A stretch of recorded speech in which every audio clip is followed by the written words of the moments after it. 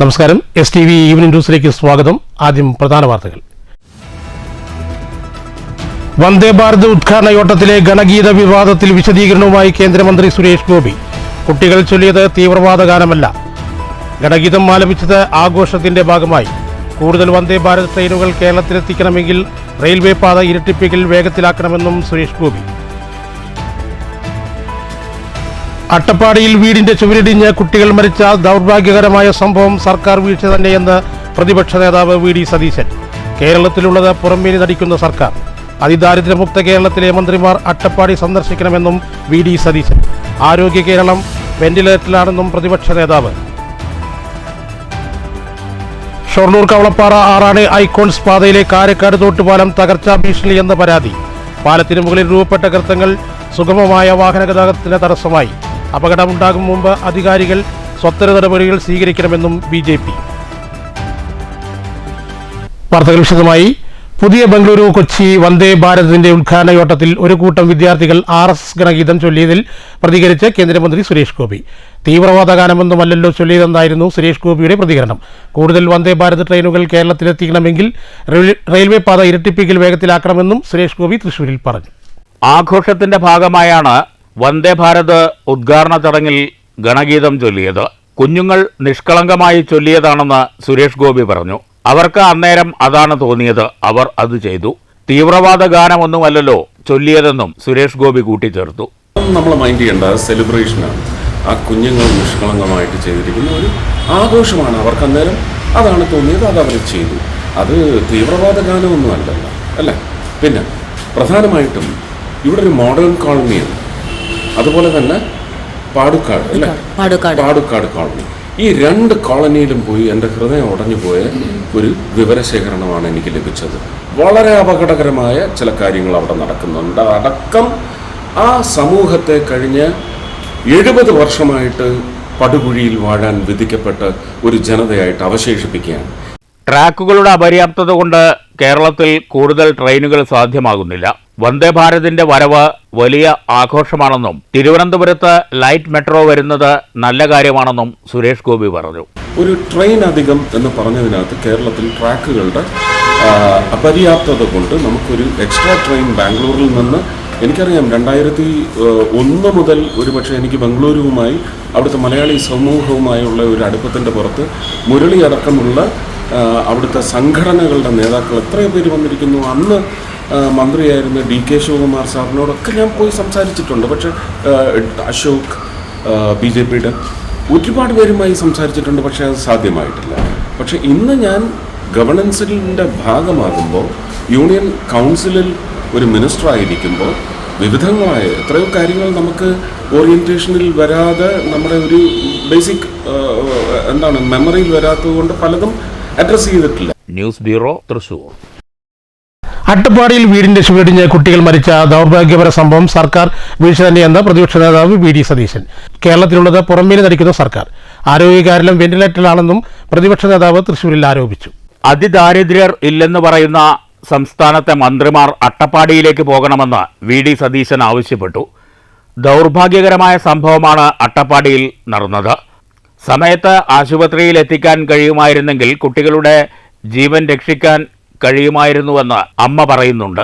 ദൗർഭാഗ്യകരമായ കാര്യം. ഞാൻ തന്നെ അട്ടപ്പാടിയിൽ 2 പ്രാവശ്യം വിസിറ്റ് ചെയ്ത് എല്ലാം ഗവൺമെന്റിന്റെ ശ്രദ്ധയിൽപ്പെടുത്തിയതാണ്. ഗവൺമെന്റ് പറയുന്നത് ഇപ്പോൾ അതീവ ദരിദ്രത ഇല്ലാത്ത സംസ്ഥാനമാണ്. നിങ്ങൾ അട്ടപ്പാടിയിലേക്ക് കാണാൻ പറയാം മന്ത്രിമാരോട്. കേരളത്തിൽ 1,16,000 ആദിവാസി കുടുംബങ്ങളുണ്ട്. അതിൽ അതീവ ദരിദ്രരുടെ പട്ടികയിൽ 6,400 പേര്. കഷ്ടപ്പാടും ദുരിതവും പട്ടിണിയുമായി കിടക്കുന്ന നിരവധി ആളുകൾ. അവർക്കൊരു ആക്സസ് പോലും ഇല്ല, ഒരു ആംബുലൻസ് പോലും ഇല്ല. വിളിച്ചാൽ ഒരു ആശുപത്രിക്ക് കൊണ്ടുപോകാൻ വേണ്ടിയിട്ട് ഒരു വാഹനം വിളിച്ചിട്ടാണ്. കുഞ്ഞുങ്ങളുടെ ജീവനാണ് നഷ്ടപ്പെട്ടത്. പാവപ്പെട്ട കുഞ്ഞുങ്ങളുടെ, നിവൃത്തിയില്ലാത്ത കുഞ്ഞുങ്ങളുടെ ആശുപത്രിയിൽ എത്തിച്ചിരുന്നെങ്കിൽ രക്ഷപ്പെടുത്താമായിരുന്നു എന്നാണ് കുഞ്ഞുങ്ങളുടെ അമ്മ പറയുന്നത്. തീർച്ചയായിട്ടും അത് ശരിയാണ്, അവരുടെ യാഥാർത്ഥ്യമാണ്. അതിനുള്ള സംവിധാനങ്ങൾ ചെയ്യണ്ടേ, അല്ലാതെ പുറമേനി നടിച്ചുകൊണ്ടുള്ള കാര്യങ്ങളാണ് ചെയ്തുകൊണ്ടിരിക്കുന്നത്. തിരുവനന്തപുരം മെഡിക്കൽ കോളേജിലെ ഹൃദ്രോഗി സംഭവത്തിൽ സിസ്റ്റം നിരന്തരം തകരുകയാണെങ്കിൽ മന്ത്രി രാജിവെച്ചു പോകണമെന്ന് VD സതീശൻ ആവശ്യപ്പെട്ടു. ആരോഗ്യ കേരളം വെന്റിലേറ്ററിലാണ്. ഡോക്ടർമാരുടേത് ന്യായീകരണം മാത്രമാണെന്നും VD സതീശൻ കൂട്ടിച്ചേർത്തു. ഞങ്ങൾ പറഞ്ഞല്ലോ, അതെല്ലാം ഉന്നയിച്ചത് സിസ്റ്റമിക് ഫെയിലിയർ ആണെന്ന് മന്ത്രി തന്നെ പറഞ്ഞു. നിരന്തരമായി സിസ്റ്റത്തിൽ ഫെയിലിയർ ആണെങ്കിൽ ഈ സിസ്റ്റത്തെ തകർത്തത് അവരാണ്. അവർ രാജിവെച്ച് ഇറങ്ങിപ്പോകണം. അവർ അയച്ചിരിക്കുന്ന അന്വേഷണത്തിന് വേണ്ടി റിപ്പോർട്ട് തേടും എന്ന് അവർ പറഞ്ഞിരിക്കുന്നതും അതിന്മേൽ കിട്ടിയിരിക്കുന്ന റിപ്പോർട്ടും രണ്ടും കൂടി മൂല്യങ്ങളുണ്ട്. ഈ കഴിഞ്ഞ 5 കൊല്ലത്തിനിടയിൽ ഞങ്ങൾ ഉന്നയിച്ച് ഗൗരവകരമായ ആരോപണം ഉന്നയിച്ചില്ലേ? കേരളത്തിലെ ആരോഗ്യരംഗം, ആരോഗ്യ കേരളം വെന്റിലേറ്ററിലാണ്.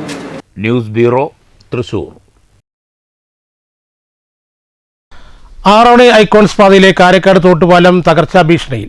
പാലത്തിന് മുകളിൽ വലിയ ഗർത്തങ്ങൾ രൂപപ്പെട്ടതിനെ തുടർന്ന് നിരവധി വാഹനങ്ങൾക്ക് ശരിയായ രീതിയിൽ കടന്നുപോകാൻ സാധ്യമല്ലാതായി. ഉടൻ സത്വര നടപടികൾ സ്വീകരിക്കണമെന്ന് BJP ആവശ്യപ്പെട്ടു. ഷൊർണൂർ നഗരസഭാ പരിധിയിലെ മറ്റൊരു പ്രധാന പാത കൂടിയാണ് ആറാണി ഐക്കോൺസ് റോഡ്. നിരവധി പേർ യാത്രാ സൗകര്യത്തിന് ഉപയോഗിക്കുന്ന റോഡ് കൂടിയാണിത്. അതേസമയം പാതയ്ക്ക് കുറുകെയുള്ള കാരക്കാട് തോട്ടുപാലം ഇപ്പോൾ തകർച്ച ഭീഷണിയിലാണ്. 4.5 മാസത്തോളമായത്രേ തോട്ടുപാലത്തിന് തകർച്ച തുടങ്ങിയിട്ട്. അടിവശത്തെ കരിങ്കൽ ഭിത്തി കാലപ്പഴക്കം ചെന്നതിനെ തുടർന്ന് തകർന്നിട്ടുണ്ട്. ഇതോടെ പാതയ്ക്ക് മുകളിൽ ഗർത്തം രൂപപ്പെട്ടു തുടങ്ങി. ഇപ്പോഴാകട്ടെ വലിയ ഗർത്തമായി മാറിയിട്ടുണ്ട്. ഓട്ടിസം ബാധിച്ച കുട്ടികളെ ചികിത്സയ്ക്ക് കൊണ്ടുപോകുന്ന ഐക്കോൺസിലേക്കുള്ള പാതയാണിത്. തകർച്ച നേരിട്ടതിനെ തുടർന്ന് ശരിയായ രീതിയിൽ ഇതിലൂടെ വാഹനങ്ങൾ കടന്നുപോകാൻ കഴിയാത്ത അവസ്ഥയാണിപ്പോൾ. ഐക്കോൺസിലേക്ക് എത്താൻ മറ്റു വഴികളാണ് പലരും ആശ്രയിക്കുന്നത്. തകർച്ചയുടെ പശ്ചാത്തലത്തിലാണ് BJP 9ാം വാർഡ് കമ്മിറ്റിയുടെ ആഭിമുഖ്യത്തിൽ പ്രതിഷേധവുമായി രംഗത്തെത്തിയത്. പാലത്തിൻ്റെ ദുരവസ്ഥ നഗരസഭാ അധികാരികൾ കണ്ടില്ലെന്ന് നടിക്കരുതെന്നും എത്രയും വേഗം ഒരു പരിഹാരം ഉണ്ടാകണമെന്നും BJP Kulappully area president Manoj Arani, OBC Morcha ജില്ലാ സെക്രട്ടറി പ്രസാദ് ആറാണി എന്നിവർ ആവശ്യപ്പെട്ടു. 4 മാസക്കാലമായി ഈ റോഡ് ഇങ്ങനെ കിടക്കാൻ തുടങ്ങിയിട്ട് ഓട്ടിസം ബാധിച്ച കുട്ടികൾക്ക് ചികിത്സ കൊടുക്കുന്ന ഐക്കോൺസ് റോഡിലേക്ക് പോകുന്ന 100 കണക്കിന് കുട്ടികളുള്ള യാത്ര ചെയ്യുന്ന പാതയാണിത്. ഈ പാതയുടെ അവസ്ഥ ഇങ്ങനെയാണ്. 4 മാസത്തിൽ മേലെയായി കുട്ടികൾക്ക് പോകാനോ വരുവാനോ ഒന്നിനും പറ്റുന്നില്ല. യാത്ര തിരിച്ച് വേറെ വഴിയിലൂടെ പോകേണ്ട ഒരു അവസ്ഥയാണ്. കിലോമീറ്ററുകൾ ചുറ്റി ഐക്കോൺസിലേക്ക് പോകേണ്ട അവസ്ഥയാണ് വന്നിരിക്കുന്നത്. ഇതിന് ശാശ്വത പരിഹാരം കിട്ടണമെന്ന് ആവശ്യപ്പെട്ടുകൊണ്ട് BJP നടത്തുന്ന പ്രതിഷേധ പരിപാടിയാണിത്. ഓട്ടിസം ബാധിച്ച കുഞ്ഞുങ്ങളെ ചികിത്സിക്കാൻ വേണ്ടി നിരവധി പേര് യാത്ര ചെയ്യുന്ന ഈ റോഡ് 4 മാസത്തോളമായി ഈ അവസ്ഥയിൽ പൊളിഞ്ഞു കിടക്കാൻ തുടങ്ങിയിട്ട്. എല്ലാ കാര്യത്തിലും നമ്പർ 1 എന്ന് പറയുന്ന ഷൊർണൂർ മുനിസിപ്പാലിറ്റി ഈ ഒരു ദുരവസ്ഥ കണ്ടില്ല എന്നുള്ളത് ഏറ്റവും ബുദ്ധിമുട്ടും കഷ്ടവുമുള്ള കാര്യമാണ്. അതുകൊണ്ട് അത് എത്രയും പെട്ടെന്ന് പരിഹരിച്ച് ഇത് യാത്രായോഗ്യമാക്കി മാറ്റണമെന്നാണ് ഭാരതീയ ജനതാ പാർട്ടി കുളപ്പള്ളി ഏരിയ അധികാരികളോട് പറയാനുള്ളത്. അതുകൊണ്ട് തന്നെ ഈ പ്രതിഷേധ പ്രകടനം ഇനി ഈ റോഡ് പ്രശ്നങ്ങൾ പരിഹരിച്ചില്ലെങ്കിൽ തുറന്നുകൊണ്ടിരിക്കുമെന്ന് അറിയിച്ചുകൊണ്ട് നിർത്തുന്നു. വിശാഖ, ശ്രീജിത്ത് തുടങ്ങിയവരും പ്രതിഷേധ പരിപാടിയിൽ പങ്കെടുത്തു. സത്വര നടപടികൾ ഉടൻ ഉണ്ടായില്ലെങ്കിൽ വീണ്ടും സമരപരിപാടികൾ ആലോചിക്കുമെന്ന് BJP നേതാക്കൾ പറഞ്ഞു. News centre, Shoranur. കേരള വ്യാപാരി വ്യവസായി ഏകോപന സമിതി ദേശമംഗലം യൂണിറ്റ് അംഗമായ PM അഷറഫിന്റെ മാതാവ് പാത്തുമ എന്നവരുടെ മരണാന്തര ധനസഹായമായി സംഘടന 5 ലക്ഷം രൂപ കൈമാറി. പാത്തുമ്മയുടെ വീട്ടിൽ വെച്ച് നടന്ന ചടങ്ങ് KVVES Desamangalam unit president G Haridas ഉദ്ഘാടനം ചെയ്തു. ഒരാളുടെ മരണത്തിൻ്റെ വ്യാപ്തി അളക്കാൻ മറ്റുള്ളതിനൊന്നിനും ഒരു സാമ്പത്തികത്തിനും അല്ലെങ്കിൽ ഒരു പ്രത്യയശാസ്ത്രത്തിനും കഴിയാതിരിക്കുന്ന ഈ സമയത്ത് നമ്മുടെ സംഘടനയെ കേരള വ്യാപാരി വ്യവസായി ഏകോപന സമിതി തൃശ്ശൂർ ജില്ലാ കമ്മിറ്റി രൂപീകരിച്ച് നടപ്പിലാക്കിയ ബെനവലന്റ് സൊസൈറ്റിയിലൂടെ നടപ്പിലാക്കിയ ഭദ്രം പ്ലസ് പദ്ധതികളിൽ ആ മരണപ്പെട്ട കുടുംബത്തിൻ്റെ ആശ്രിതർക്ക് വലിയൊരു തുക സാമ്പത്തിക സഹായം ലഭ്യമാക്കുന്ന രീതിയിൽ ഒരു പദ്ധതി ആവിഷ്കരിച്ചുകൊണ്ടാണ് തുടക്കമിട്ടത്. ആദ്യത്തിൽ ബെനവലന്റ് സൊസൈറ്റിയിൽ ഒരംഗം മരണപ്പെട്ടു കഴിഞ്ഞാൽ ആ കുടുംബത്തിലേക്ക് 1 ലക്ഷം രൂപ കൊടുക്കുന്ന രീതിയിലായിരുന്നു അതിൻ്റെ തുടക്കം. അത് ഇപ്പോഴും നടന്നുകൊണ്ടിരിക്കുന്നുണ്ട്. പക്ഷെ അതിൻ്റെ പുതിയ മെമ്പർഷിപ്പ് ഇപ്പോൾ നിർത്തിവെച്ചിരിക്കുകയാണ്. നമ്മുടെ ദേശമംഗലം യൂണിറ്റിനെ സംബന്ധിച്ചിടത്തോളം ഒരാളാണ് ആ പൈസ മേടിച്ചിട്ടുള്ളത്. TP സുബ്രഹ്മണ്യൻ എന്ന് പറയുന്ന ഒരു വ്യക്തി മരണപ്പെട്ട് നമ്മളവർക്ക് 1 ലക്ഷം രൂപ കൊടുക്കുകയുണ്ടായി. അതിനുശേഷം രൂപീകൃതമായതാണ് വളരെ ഭാവന സ്വാതന്ത്ര്യത്തോടുകൂടി വളരെ ദീർഘവീക്ഷണത്തോടുകൂടി ഉൾക്കാഴ്ചയോടുകൂടി നമ്മുടെ ജില്ലാ കമ്മിറ്റി ആവിഷ്കരിച്ച് നടപ്പിലാക്കിയ പദ്ധതിയാണ് ഭദ്രം. ഒരു വ്യാപാരിയുടെ ജീവിതത്തിനൊപ്പവും ജീവിതത്തിന് ശേഷവും എന്ന മുദ്രാവാക്യം ഉയർത്തിപ്പിടിച്ചുകൊണ്ടാണ് ഭദ്രം പദ്ധതി നടപ്പിലാക്കാനുള്ള ഒരു ശ്രമം തുടങ്ങിയത്.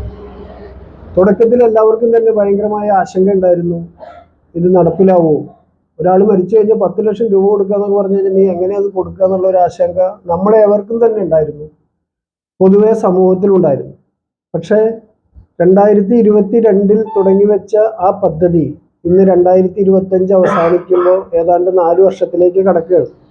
ആ 4 വർഷത്തിലേക്ക് കടക്കുന്ന സമയത്തിൽ ഭദ്രം പ്ലസും പദ്ധതികളിൽ കൂടി ഏതാണ്ട് 65 കോടിയിൽ പരം രൂപ ഈ രീതിയിലുള്ള മരണാനന്തര കുടുംബ സഹായമായി കേരളത്തിലെ തൃശ്ശൂർ ജില്ലയിലെ ഈ പദ്ധതിയിൽ അംഗങ്ങളായിട്ടുള്ള വ്യാപാരി സുഹൃത്തുക്കളുടെ കുടുംബങ്ങളിലേക്ക് എത്തിക്കാൻ കഴിഞ്ഞു എന്നുള്ളത് ഈ സംഘടനയുടെ കെട്ടറുപ്പും അതിനോടൊപ്പം തന്നെ നമ്മൾക്ക് എല്ലാവർക്കും വളരെ ചാരിതാർത്ഥ്യമുണ്ടാക്കുന്നതുമാണ്.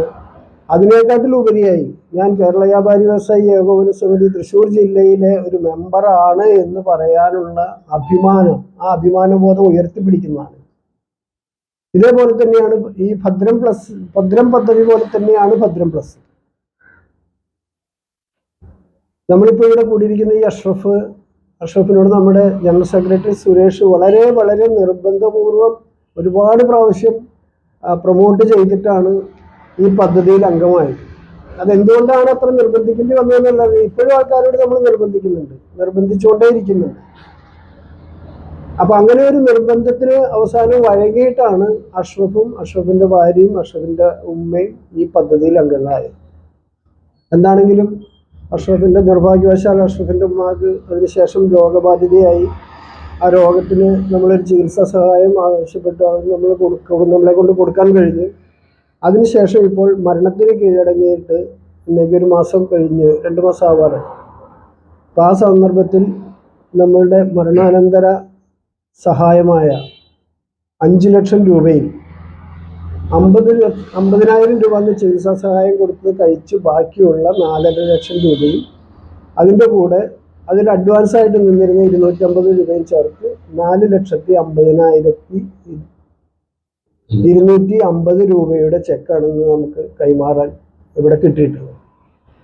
ജീവിതത്തോടൊപ്പവും ജീവിതത്തിന് ശേഷവും സമൂഹത്തെ ചേർത്ത് പിടിക്കുന്ന ഏക സംഘടന കേരള വ്യാപാരി വ്യവസായി ഏകോപന സമിതി എന്ന വ്യാപാരി സംഘടന മാത്രമാണെന്ന് അദ്ദേഹം പറഞ്ഞു. കേരള വ്യാപാരി വ്യവസായി ഏകോപന സമിതി Desamangalam unit general secretary K Suresh Babu അധ്യക്ഷത വഹിച്ചു. Unit treasurer P Nandabuddhikumar, working president M Abdul Rahiman, joint secretary CH Musthafa, executive അംഗങ്ങളായ PK വാസു, VM ഷാനവാസ്, അംഗങ്ങളായ TK സജീവ്, PM അഷറഫ് എന്നിവർ പരിപാടിയിൽ പങ്കെടുത്ത് സംസാരിച്ചു. News bureau, Cheruthuruthy. Kerala senior citizen forum Karakkad unit 8ാം വാർഷിക സമ്മേളനം തത്തങ്കോട് നരസിംഹമൂർത്തി ക്ഷേത്ര ഓഡിറ്റോറിയത്തിൽ നടന്നു. ജില്ലാ പ്രസിഡന്റ് രാജഗോപാൽ ഉദ്ഘാടനം ചെയ്തു. ചടങ്ങിൽ ആദരിക്കലും ഉണ്ടായിരുന്നു. Kerala senior citizen forum Karakkad unit 8ാം വാർഡ് തത്തങ്കോട് നരസിംഹമൂർത്തി ക്ഷേത്ര ഓഡിറ്റോറിയത്തിൽ സംഘടിപ്പിച്ചത്. ഫോറം ജില്ലാ പ്രസിഡന്റ് A. രാജഗോപാലൻ സമ്മേളനം ഉദ്ഘാടനം ചെയ്തു.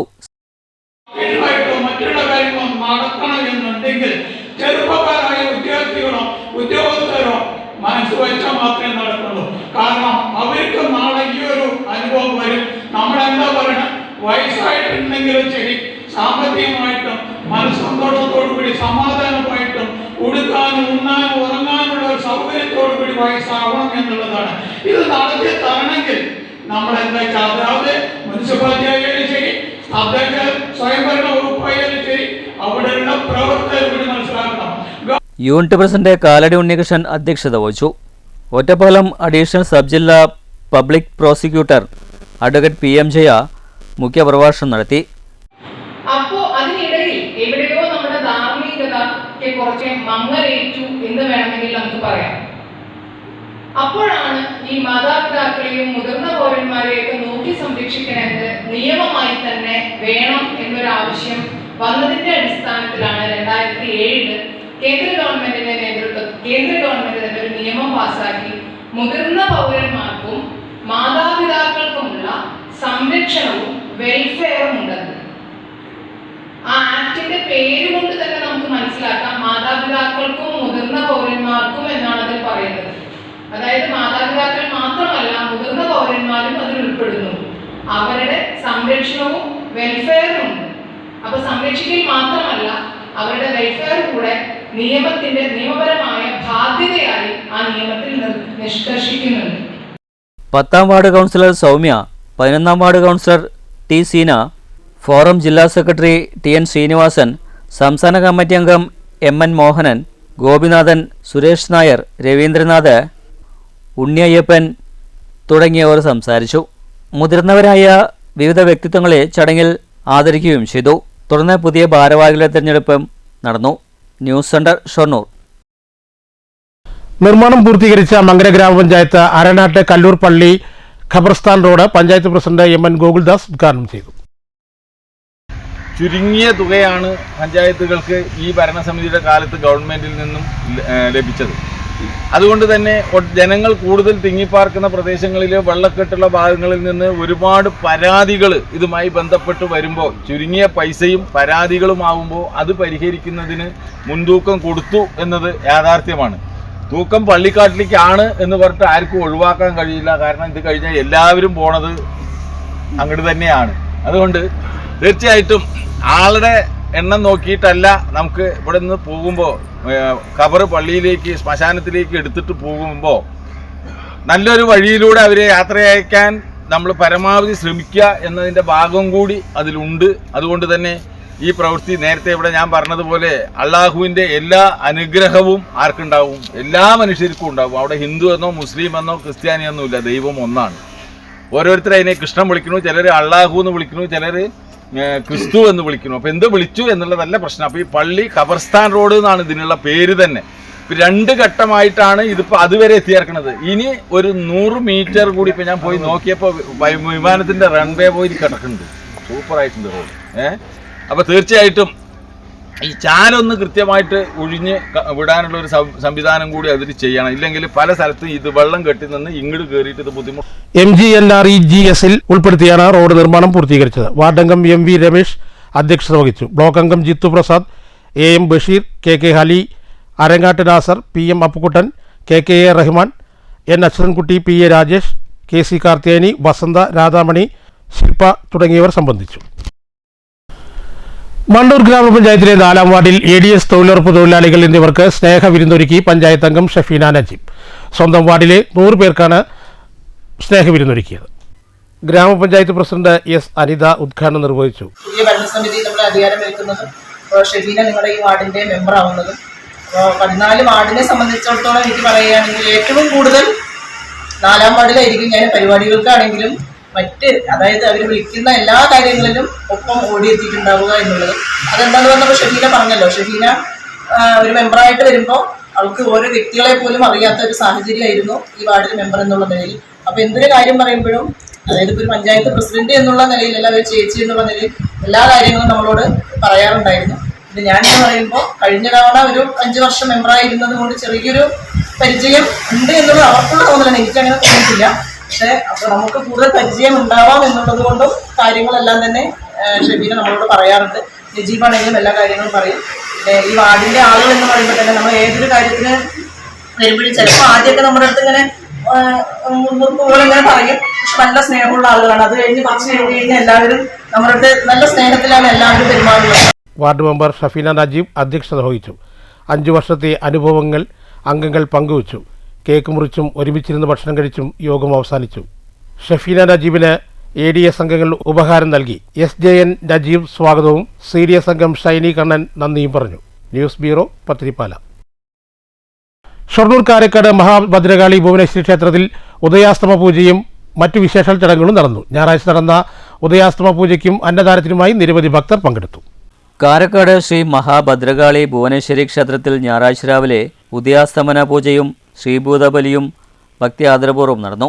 രാവിലെ 5-ന് മഹാഗണപതി ഹോമം, ഗായത്രി ഹോമം, സൂര്യഹോമം എന്നിവയ്ക്ക് ശേഷമായിരുന്നു ഉദയാസ്തമന പൂജ നടന്നത്.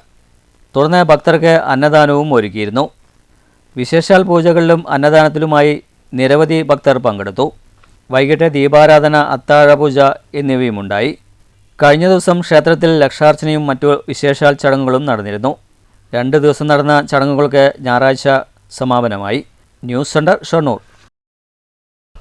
മുള്ളൂർക്കര മലക്കാട്ടുകാവ് ക്ഷേത്രത്തിലെ പുനരുദ്ധാരണ നോട്ടീസ് പ്രകാശനവും കാവിന്റെ മാതൃകാ പ്രകാശനവും നടന്നു. നൂറുകണക്കിന് ആളുകൾ ചടങ്ങിൽ പങ്കെടുത്തു. ഞായറാഴ്ച രാവിലെ കാവിലെ പൂജാരി മുരളീധരൻ ഇറക്കോട്ട് വിശേഷാൽ പൂജകൾക്ക് ശേഷം തിരുവാണിക്കാവ് മാതൃസമിതിയുടെ ലളിത സഹസ്രനാമ പാരായണവും കിള്ളിമംഗലം പ്രിയേഷ് സംഘവും അവതരിപ്പിച്ച പഞ്ചവാദ്യവും നടന്നു.